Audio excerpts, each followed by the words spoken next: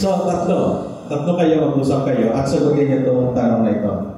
Ating dugtungan itong mga katagang ito. Okay, let's read together bago nyo sagutan yung blank. Okay, let's read. Kung meron lang sana blank sa aming church, siguradong mas maganda ang aming praise and worship. Share, I'll give you 10 minutes. Alam ko, kung sasagot, marami pa kayo gusto itakal. Are you done? Okay. Tingnan natin itong picture na ito. Look at this picture. Dulaan niyo ito.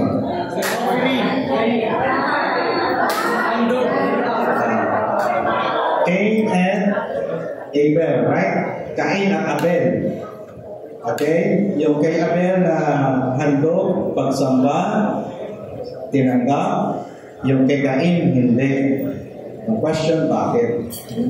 Pero parehas silang sumamba.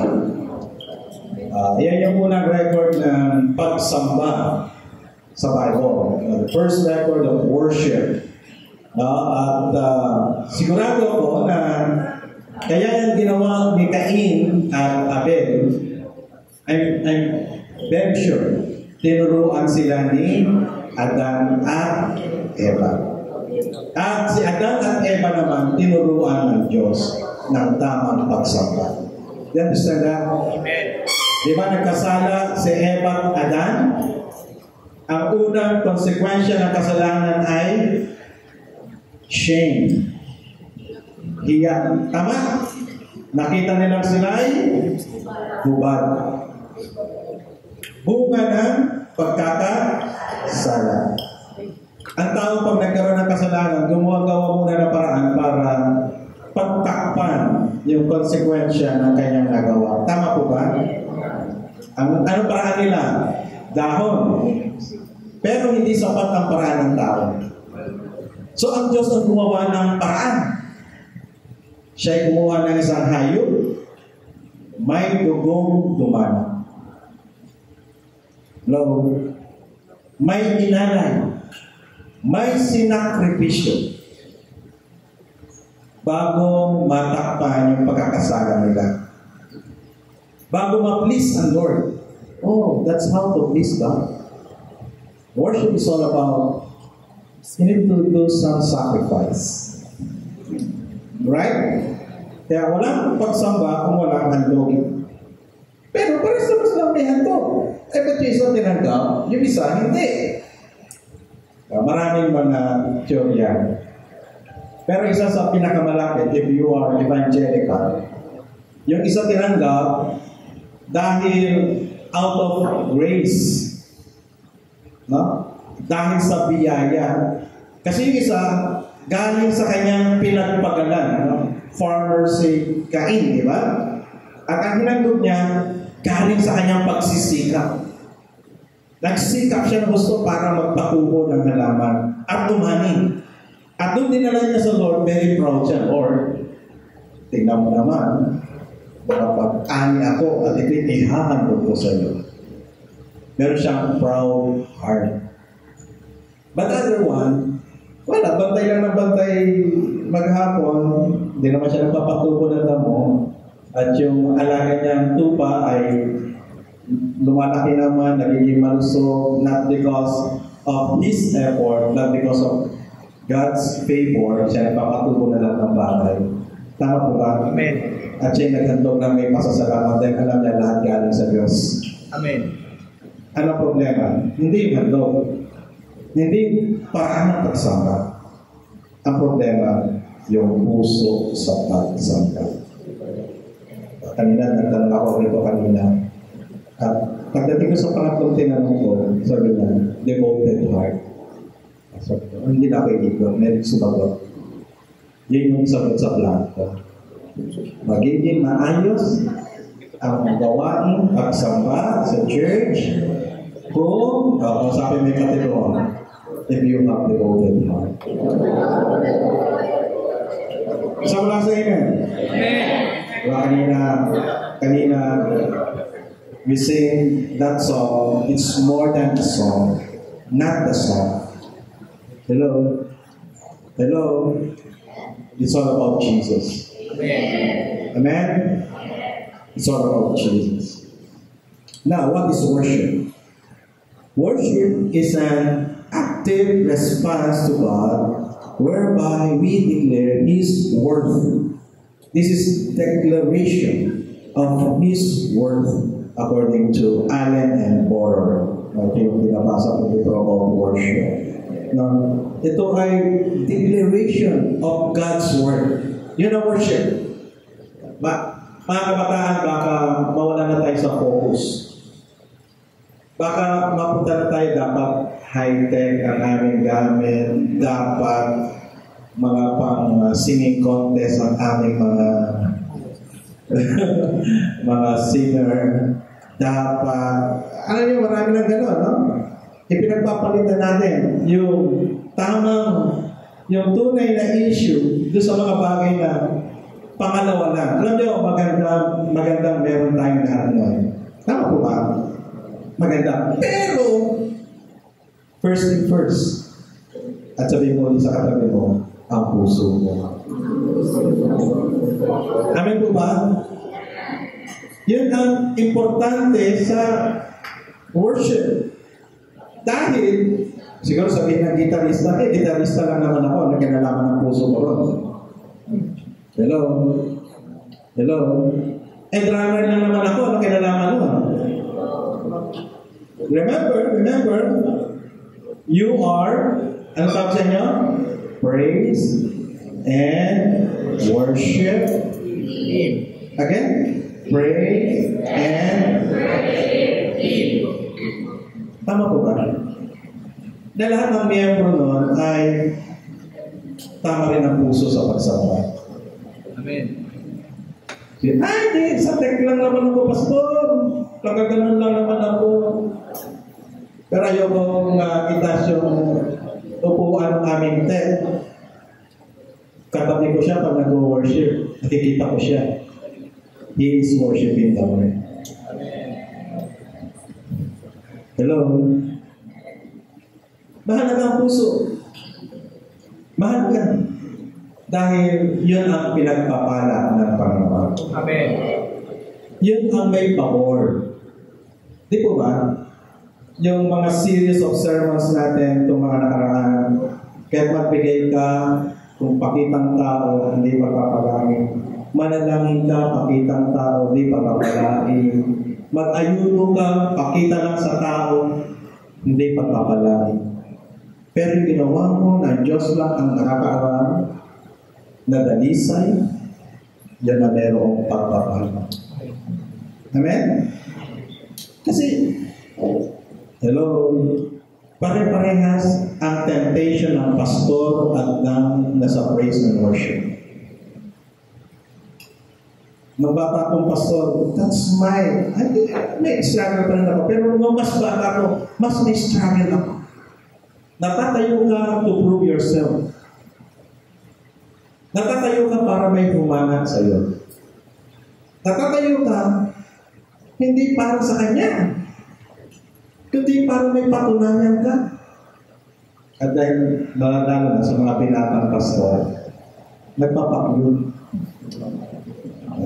Nagpapakyun. Diba, may maganda rito. Dito man siya lagi. Kaya malaman natin sa Pastor JP ko sa side ko lang tayo. Alam mo lang. Pastor JP ko tayo natin. Hello? Ganun yung struggle na sa praise and worship. Yun din yung struggle natin. That instead of doing it for His glory, meron tayo ganun struggle. Kaya nga po, dapat mas matagal ang paghahanda mo ng sarili mo kaysa pa aabala sa mukha, sa buhok, at sa marami pang bagay. Kaya nga, ang mga nasa praise and worship, ang una nilang battle is in their private devotion, prayer time. Hello? Pag hindi kayo nanalo doon, hindi kayo mananalo dito. Naintindihan po ba natin? Minsan nagtataka, ba't ang gulo-gulo? Bakit? Kayo naman isa naman espiritu natin. Bakit? Parang hindi ako maka-worship sa Lord. There's something wrong. Kasi minsan talaga, ang problema, hindi na sa labas, problema, nandun sa puso. Do you understand that? At yan ang gusto natin pag-usapan sa hapong ito. Now, worship is not passive, but is participative. Worship is not simply a mood, no? Hindi siya emotion. Hindi lang emotion. Dahil sabi rin naman ni Jesus, worship the Lord with all your heart. Kasamang emotion. Pero hindi lang siya emotion. It is a response to go to sino ang Diyos. And worship is not just a feeling, it is a declaration. Pagdedeklara kung sino ang ating Diyos. Amen. Napaka-importante nito. So let's read John chapter 4 verse 22. Samahin niyo ako, 4:22. Meron pa rin ng mga ayaw sa Pinoy version. Ginamit ko itong Pinoy version kasi medyo mas malapit yung kanyang interpretation talaga. Dito sa pinag-uusapan natin. Okay, let's read together Juan 4:22 at sumusunod. Sabay-sabay po. Kayong mga Samaritan, hindi niyo alam kung sino wino-worship niyo. Pero alam namin mga Jews kung sino wino-worship namin. Kasi nagagaling sa mga Jews ang kaligtasan. 23. Pero dadating ang time at actually dumating na nga na sa tulong ng Espiritu, sasambahin ng mga tao ang Ama kung sino talaga siya. Ibibigay nila sa Kanya ang pagsamba na talagang gusto niya. Verse 24. Ang Diyos ay Espiritu, kaya masasamba lang siya kung sino talaga siya sa tulong at kapangyarihan ng Espiritu. Pinoy version. Balikan natin yung 23 and let's read the yellow letters. Sabay-sabay. Sasambahin ng mga tao ang Ama kung sino talaga siya. 24. Masasamba lang siya kung sino talaga siya. So, merong pagdidiin ng pagsamba ay kung sino talaga ang Diyos. Kaya, the first important element of worship is knowing who God really is. Amen. Sino talaga ang Diyos? Kaya nga po, mga kapatid, huwag kayo basta magpapatayo na hindi pa mature na mananampalataya. Kasi hindi pa lubos. Hindi pa lubos. Yung theology niya about God. Hindi pa kayo maganda boses, okay na. Kasi ang trabaho ng praise leader, praise and worship leader, is like trabaho ng pastor. Alam niyo ba na ang praise and worship leading sa church is a form of discipleship? Do you understand that? It's a form of discipleship. Kasi you disciple the people. Kung sino ang Diyos at anong ginawa niya. Tama ba ba? Para lang masaya yung makanta, modern yung makanta, ito sa melody, magagaling mga tumutugtog. Hindi. Kung sino talaga siya. Sabi, ang gusto niyang pagsamba, especially in verse 24, no? Verse 23, sasambahin ng mga tao ang Ama kung sino talaga siya. Ibibigay nila sa Kanya ang pagsamba na talagang gusto niya. Yun ang gusto niya. No? Yung nahahayag kung sino talaga siya. Nadedeklara kung sino talaga siya. Isang lakas ng Amen. Amen. Mahalaga. Praise and worship ministry is a discipleship ministry. We disciple the church people about who God is and what He does. Amen po ba? Kaya po meron tayong exhortation in between of the songs. Naintindihan niyo? Naintindihan po ba natin? Hindi rin, kaya kayo kanta, tapos upo, tapos kanta upo. Hindi ka naman. Nag-exhort ka. At yung exhortation mo, based sa meaning ng song, kaya dapat inaaral yung song. Hindi lang kinakanta lang basta. Inaaral ko, tama ba yung theology nito? Tama ba yung tinuturo nitong song na to? About God, about Jesus? Di ba? Kaya nga po, discipleship yan. So, the one who's stand in front and leading the worship is a discipler. Discipler. At bago siya maging discipler, i-disciple muna siya. Amen. Tama po ba? Tama po ba? Mahalagang maunawaan to. Itong prinsipyo na ito. Kaya, samahan niyo ako sa pagbasa. Mahalaga, sabay-sabay po. Mahalaga na musically skilled and gifted ng isang member ng praise and worship, ngunit mas mahalaga ang tama at sapat na theology tungkol sa kung sino ang Diyos at ano ang kanyang mga tinawag. Primarily, pangunahin, first thing first, bago ang skill, bago ang talent, dapat tama ang theology. John 4:24 again, sabi ganon, God is spirit, and those who worship God must be led by the Spirit to worship Him according to the truth. Worship Him according to the truth. Sampayin siya, ayon sa katotohanan. At pag sinabing ayon sa katotohanan, ayon sa salita ng Diyos. Amen? Nakwento ko na ito maraming beses na pero magandang ikwento ko ulit. Nag-church planting kami sa Lemery, Batangas. Tapos hanggang sa iniwan ko na yung pastor, siya na nag-pastor doon. Tapos sabi niya, Pastor, anniversary namin, may inibitahan akong speaker. O sige, dadalo ko. So dumalo ako at nakinig ako doon sa speaker. Matanda na eh. Sabi ng speaker, alam niyo, parang sekreto kung bakit kahit matanda na ako ay malakas pa rin ako. Sabi ko, tapos nakikinig kami, hinihintay ko ano yung sekreto niya.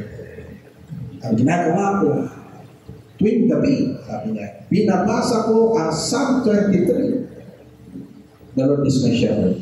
Baka hindi niya pa alam ibig sabihin ng Psalm 23. The Lord is my shepherd. Sinusulat ko sa papel. Binibilog ko. Nilalagay ko sa isang basong tubig.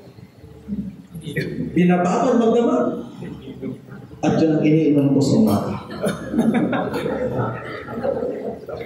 Sabi ko sa pastor, pagkatapos ng anniversary, Pastor, huwag mo nang bitahin yan ha.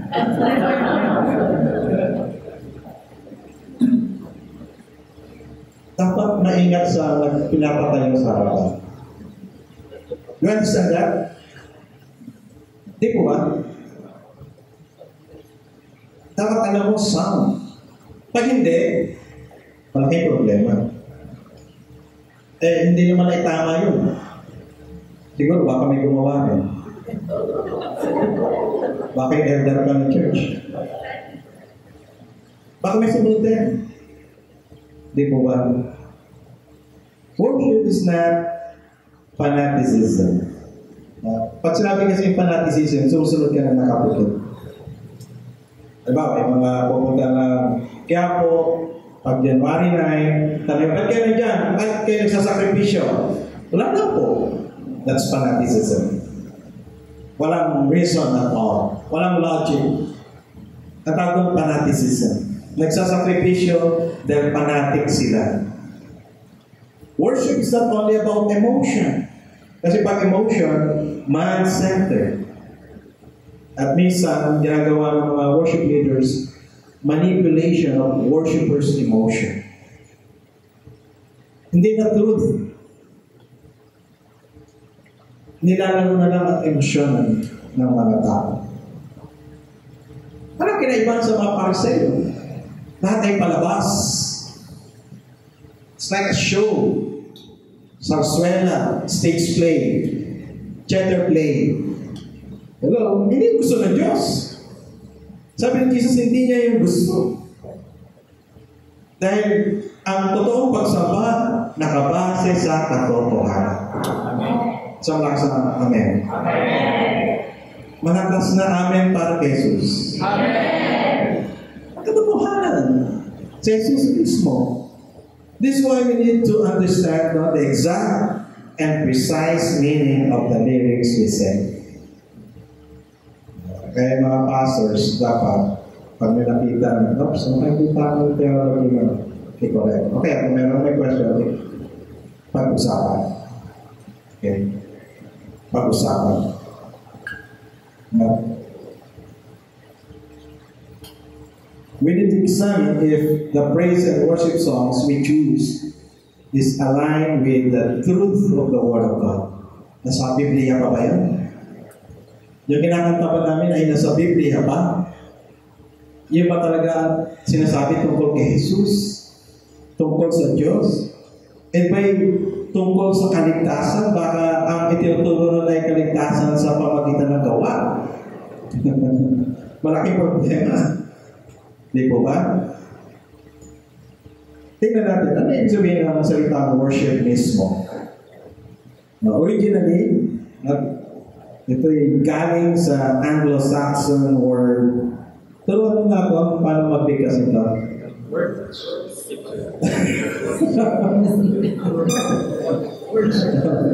It's an old word, old language. Makapatay na nga itong language natin. Dead word natin. Pero, nai-translate siya sa English word na worship. Sabihin nyo nga, worship. Hanggang inalis na yung TH naging worship. Pero ngayon, nagkaroon rin ng evolution. Dahil yung mga taga-praise and worship team, nag-aaway-aaway, naging worship. Dapat united ang praise and worship. Amen? Siyempre united. Walang tampuhan, walang inggitan, walang pagalingan. Ang Diyos lang magaling. Amen. Amen? Sa Jesus lang pinakamabuti. Amen. So, ang worship is declaration of God's word. Karapat dapat siya sambahin. Naunawaan mo. That's your conviction. Diba? Worship is, can we read together? Worship is a declaration of who God is, a declaration of God's worthiness. Sa malakas na yun. Amen.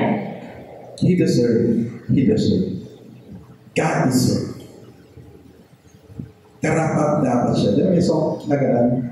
Karapat dapat ka, aming Diyos, magkagsamba, Panginoon Jesus.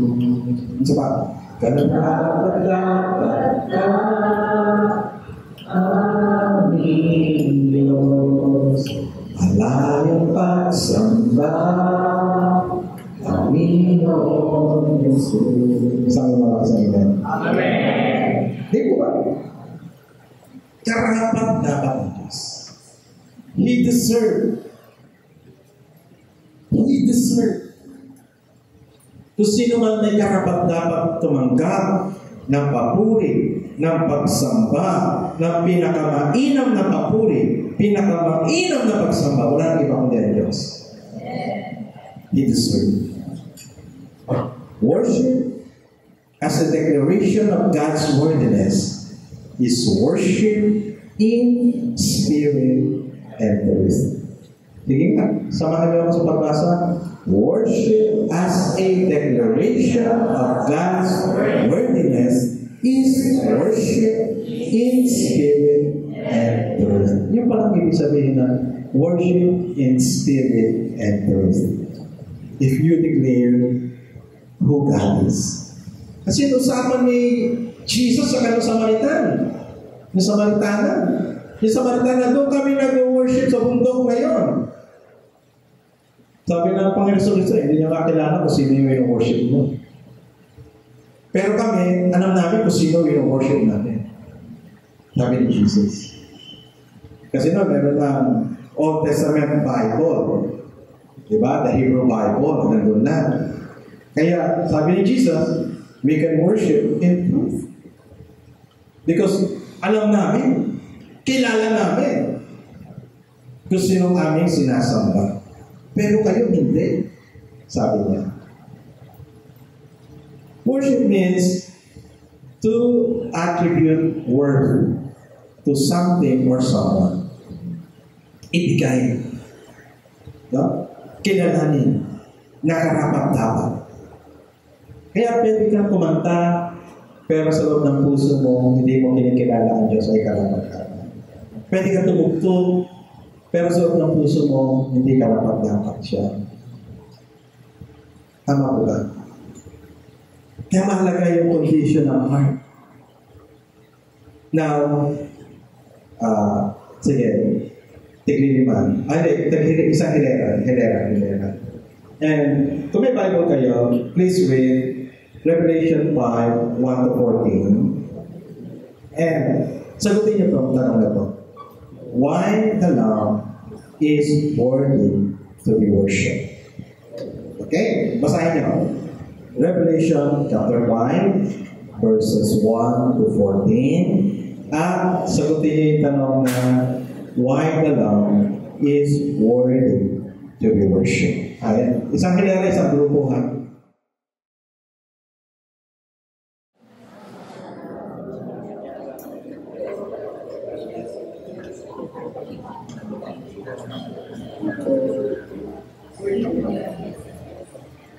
Okay. Sige, sagutin natin. Bakit karapat-dapat ang kordero? Okay? Basahin ko muna yung Revelation chapter 5, verse 1. At sabi sa Revelation chapter 5, verse 1. Then I saw in the right hand of the one seated on the throne a scroll with writing on the inside and on the back, sealed with 7 seals. So, nakita raw si John, the beloved, na isang scroll. At yung scroll na yun, may selyo, 7. 7 selyo.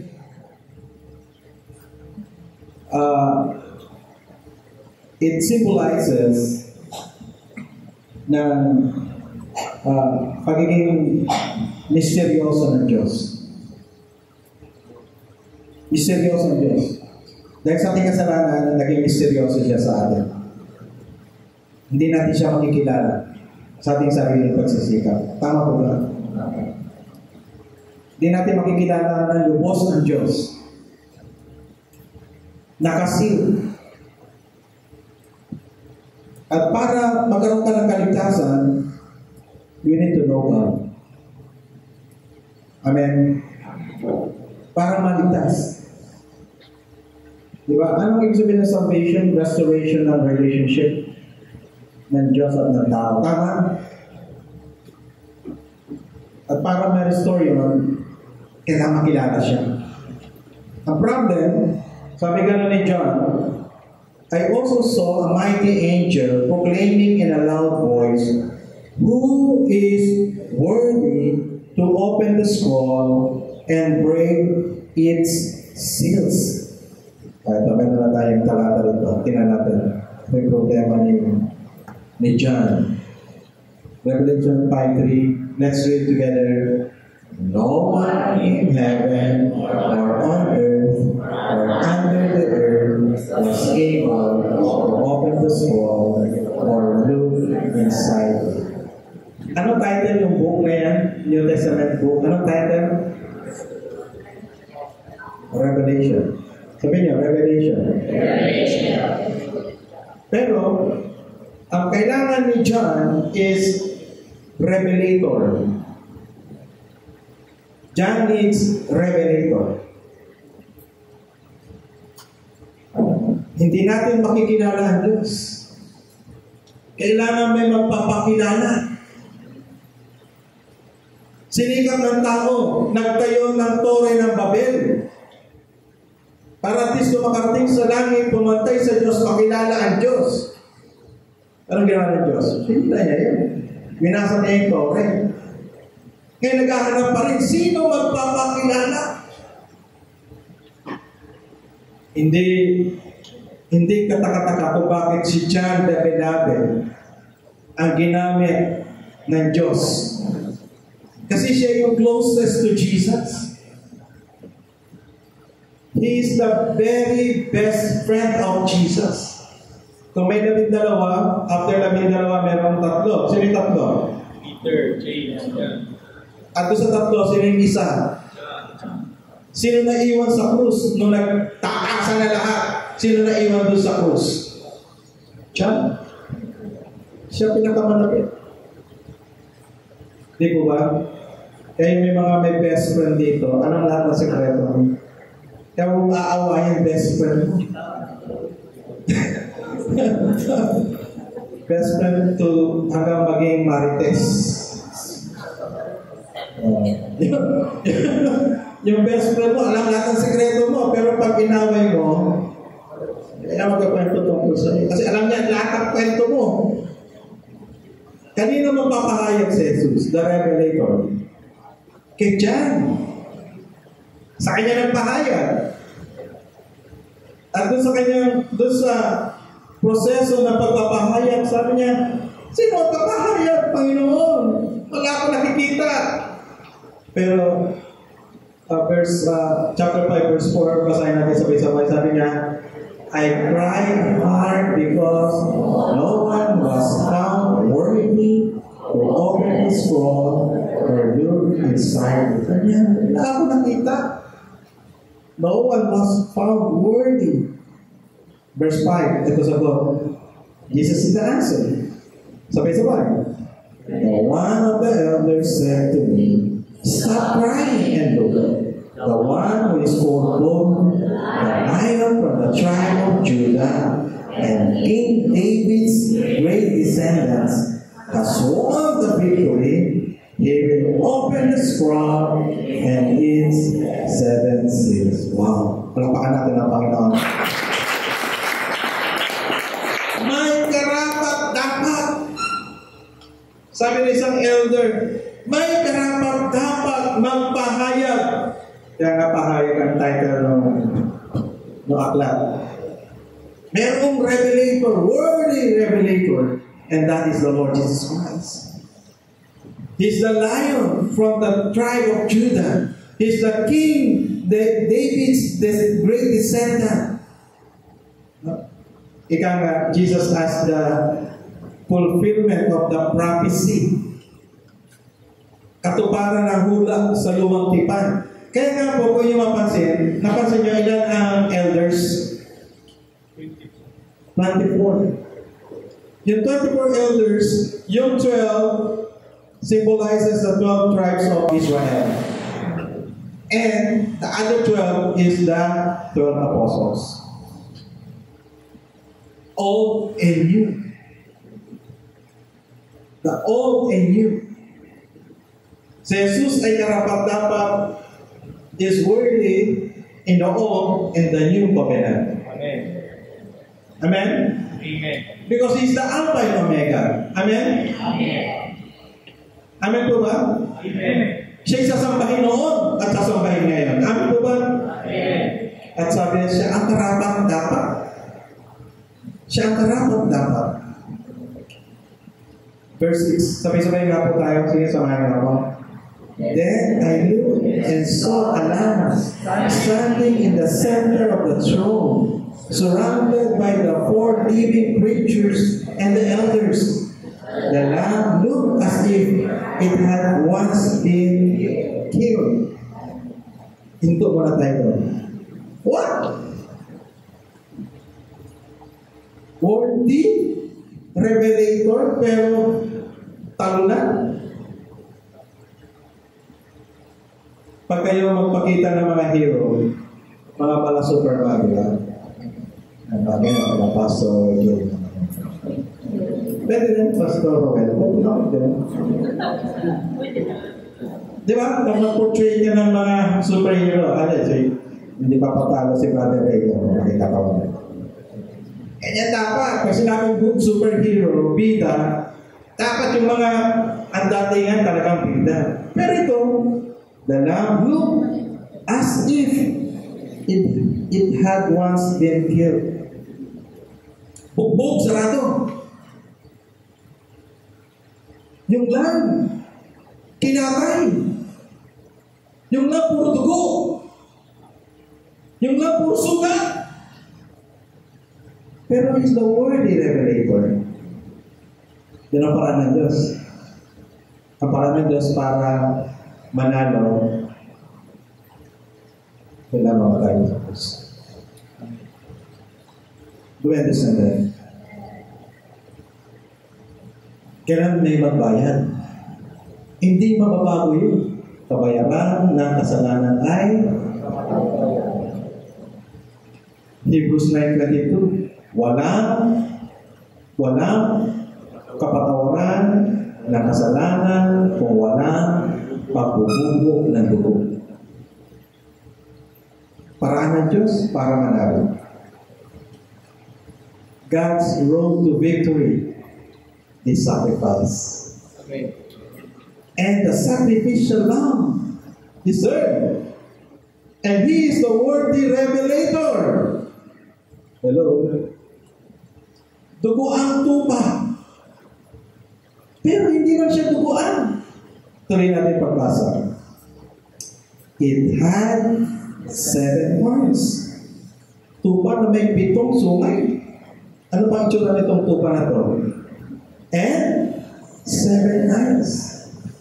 Horn means power. 7 means perfect. Perfect in power. Amen. Omnipotent. Omnipotent lamb. Omnipotent sacrificial lamb. Eyes means knowledge. 7 means perfect. Perfect in knowledge. Omniscient. Omnipotent lamb. Omniscient lamb is worthy revelator. Wow! Grabe yung pag-describe kay Jesus dito. Siya ang tagapagligtas. 5-6 said, let's read again together. Samahan niyo ako. The lamb looked. Samahan niyo ako. Basahin natin. Nawala ka. Okay, sabay-sabay. The lamb looked as if it had once been killed. It had 7 horns and 7 eyes, which are the 7 spirits of God sent out to all the earth. And He is suffering because 5-6c, it has 7 horns and 7 eyes. Verse 7. Tingin nga po, sabay-sabay. The Lamb went over and took the scroll from the right hand of the one who sat on the throne. After He had taken it, the 4 living creatures, representation of all the living creatures of God, and the 24 elders, the universal church, from the old and up to the new and up to the present, knelt down before Him. Panatisisipan, na-recognize nila. Na-recognize nila sino yung sasambahin. They knelt down before Him. Each of them had a harp and a gold bowl full of incense, which are in the prayers of God's people. And then verse 9, sabay-sabay po, then they sang a new song. You are worthy receive the scroll and open its seals, because you were killed, and with your own blood you wrote for God people from every tribe, language, nation, and race. 5:10. You let them become kings and serve God as priests, and they will rule on earth. Doon lang muna. Bago sila nag-worship, kilala muna nila kung sino si Jesus. Amen? Gaano kahalaga ang pagkakilala sa Diyos? Gaano kahalaga ang alamin natin ano ang ginawa ng Diyos?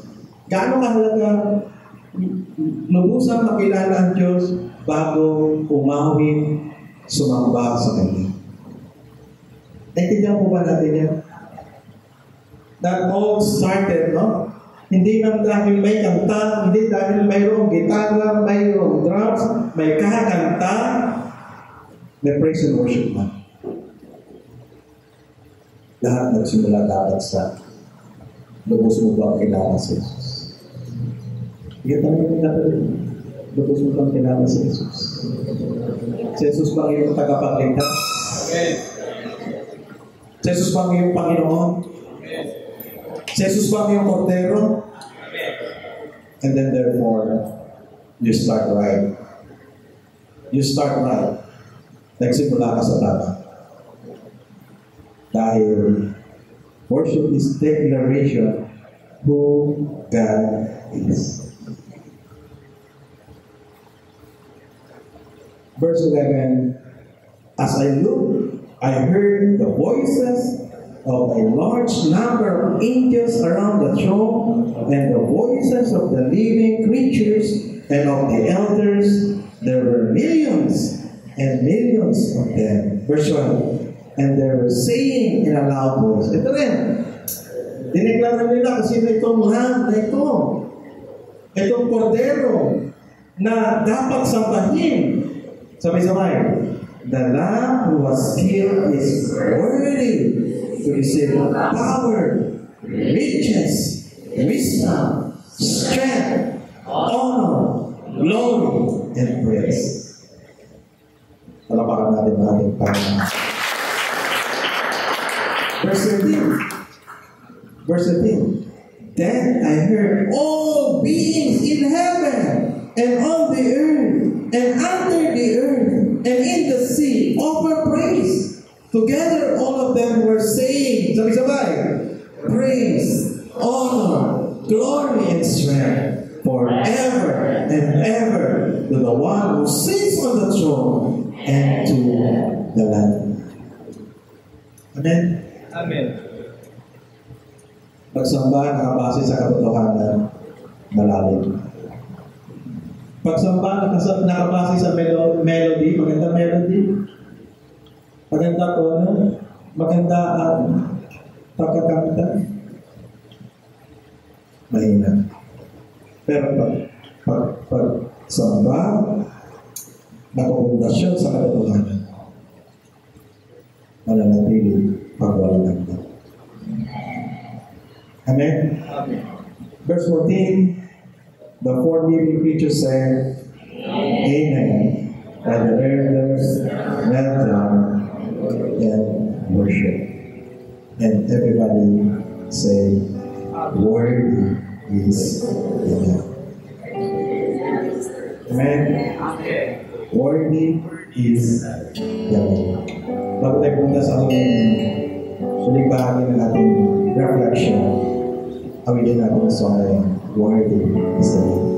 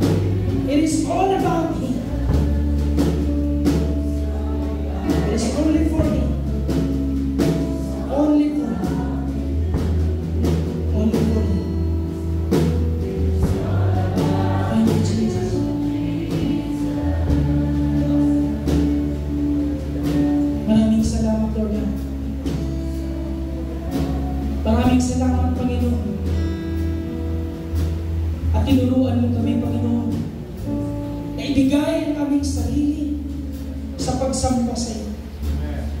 Ibigay ang aming buhay sa pagsamba sa iyo, Lord God. Not just our money, not just our pocket, Father God, but all our entire lives, Father. Para sa iyo, Lord. Ito, Panginoon, ang unang pagtitipon ng iyong mga kaanakan sa City of Hope Urban Mission with the RLCC, Lord God. Pagpalain mo ang bawat isa at hayaan mo, Panginoon, na ito po ay tuloy-tuloy sa iisang layunin. Ang itaas lamang ang iyong pangalan. Maraming salamat, Panginoon, sa hapong ito. At binigay mo muli ang bagong motivation, Father God. Binigay mo muli sa amin ang bagong motibasyon kung paano ka namin sampahin at kikilalanin sa ating buhay. Indeed, you are the God of everything. Kaya sa hapon na ito, Lord God, sa oras na ito, pinupuri ka namin, sinasamba ka namin, at tinataas namin ang iyong pangalan. Dahil ikaw lamang, Panginoon Jesus, ang karapat-dapat tumanggap, ang karapat-dapat simbahin, ang karapat-dapat itaas. At ikaw lamang, Panginoon, ang dahilan ng aming pagsamba sa buong buhay natin. Pinupuri ka namin, Panginoon, sa iyong pangalan lamang, sa pangalan ng Ama, ng Anak, at ng Espiritu Santo. Amen. Amen.